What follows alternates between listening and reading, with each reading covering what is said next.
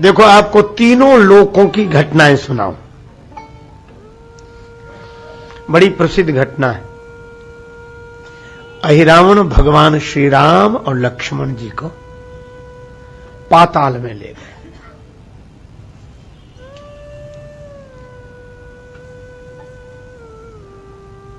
देवी जी की पूजा कर रहा था, आदि शक्ति की पूजा, जगदम्बा की पूजा। और शक्ति पूजा करते समय बलि चढ़ा रहा है श्री राम और श्री लक्ष्मण जी के।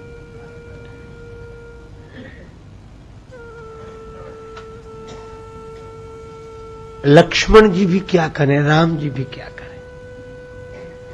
पर भगवान लक्ष्मण जी बोले, प्रभु कुछ समझ नहीं आ रहा है, क्या करें। राम जी बोले, निश्चिंत रहो, सब सुख ले तुम्हारी सरना, तुम रक्षक काहू को डरना।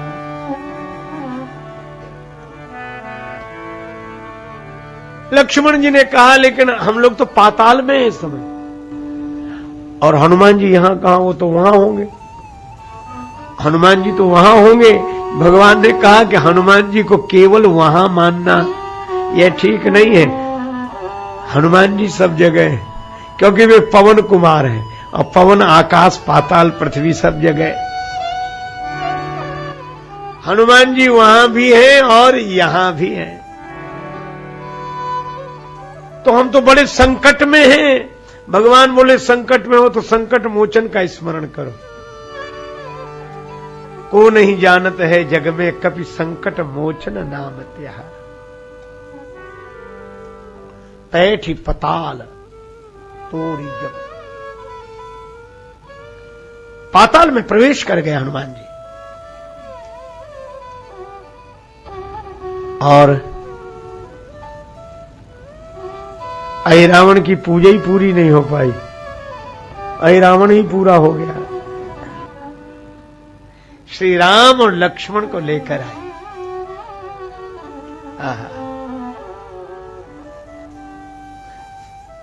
श्री राम इस घटना को कभी नहीं भूलते थे, कभी नहीं। यह पाताल, पाताल पर भी बजरंगबली ने विजय प्राप्त की। श्री राम जी लक्ष्मण जी को लेकर आए।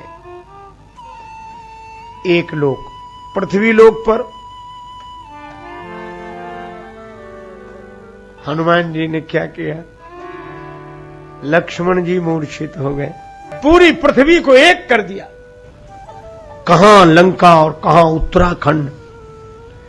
अच्छा, और हनुमान जी ने पृथ्वी पर अधिकार कैसे किया? जब पर्वत हाथ में लेकर श्री हनुमान जी चले, कवितावली में श्री तुलसीदास जी ने लिखा, परब्बत की नभ लीक लसी कपियों धुकी धायो।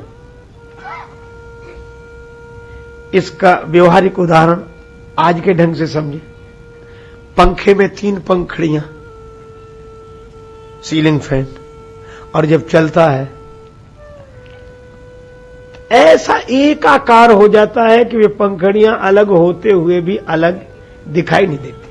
उनके बीच का जो अंतराल है वह मिट जाता है, क्योंकि गति इतनी तेज होती है कि अंतराल का पता ही नहीं लगता। तो हनुमान जी इतनी तीव्र गति से चले कि उत्तराखंड से लेकर लंका तक उनकी गति के कारण एक लीक जैसे रेखा खिंच गई हो। परब्बत की नभ लीक लसी कपियों धुकी धायो। और कितने वेग से गए। मारुत नंदन मारुत को मन को खगराज को वेग ल जाए। हनुमान जी महाराज ने पहले तो पवन का वेग लज्जित किया, फिर मन का वेग लज्जित किया, और फिर गरुड़ का वेग लज्जित किया। यह पृथ्वी लोक की घटना। एक सज्जन बोले, इसमें व्यतिक्रम हो गया है। हमने कहा कैसे? कहा कि ऐसे तो सुना जाता है कि पहले साधारण, फिर विशेष, फिर विशेषाधिक और अधिक। तो टॉप तो अंत में होता है, शिखर की बात आखिरी में कही जाती। पर ऐसा थोड़ा ही कि अच्छा और फिर सबसे अच्छा और अंत में बोले जो पहले अच्छा कहा था उससे कुछ अच्छा। तो ये तो क्रम बिगड़ गया। मन की गति तो सबसे अधिक होती है, पर तुलसीदास जी ने उपमा कैसे दी? मारुत नंदन मारुत को पवन का वेग लज्जित किया, और फिर मन का वेग लज्जित किया, और अंत में गरुड़ जी का वेग लज्जित किया। तो मन का वेग तो गरुड़ जी से भी अधिक होगा, पर उसको बीच में क्यों ना कहा, इसी को अंत में रखना चाहिए। तो उपमा का आनंद था कि पहले वायु का वेग लज्जित किया और फिर गरुड़ का वेग लज्जित, अंत में तो मन का वेग लज्जित कर दिया। ये बात ठीक लगती? हमने कहा बात तो आपकी सही है, पर इसको थोड़ा मनोवैज्ञानिक ढंग से सोचे। तुलसीदास जी महाराज ने लिखा वही ठीक है। कहा क्यों? यहां गति का वर्णन किया जा रहा है। आप ऐसे समझो जैसे रेलगाड़ी चली, तो जब शुरू में चलेगी तो कम तेज चलेगी, और बीच में सबसे ज्यादा तेज चलेगी कि नहीं? बाद में उसे रुकना भी है कि नहीं? तो ऐसे थोड़ी कि रेलगाड़ी चली और फिर बीच में और फिर तो चली ही गई। ये कोई बात हुई?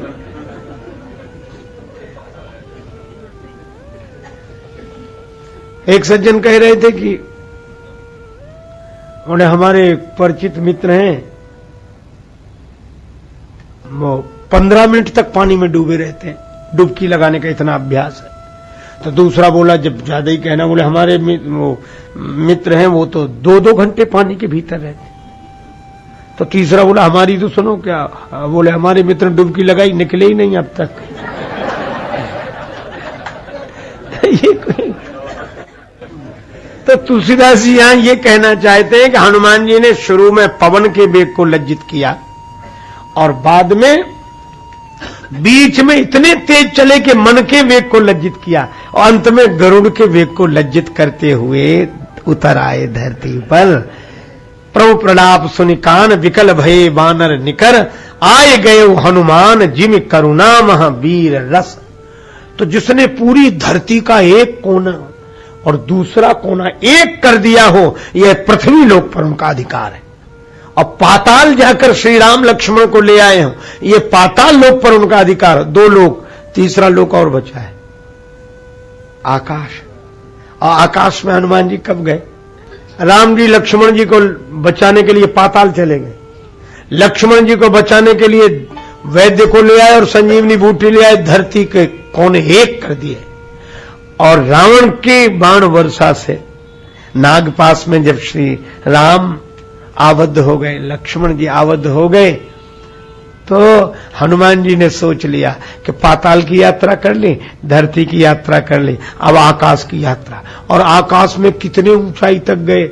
विष्णु लोक में गरुड़ जी को आन खगेश तबे हनुमान जो बंधन काट त्रास निवारो। गरुड़ जी को लाने वाले हनुमान जी और नागपास से भगवान को मुक्त कराने वाले हनुमान जी। तो हनुमान जी आकाश पर भी उतना ही अधिकार रखते हैं, उन लोकों पर जो ब्रह्मांड में दिव्य लोक है, उन लोकों पर हनुमान जी का अधिकार, और पृथ्वी लोक पर अधिकार, और पाताल लोक पर अधिकार।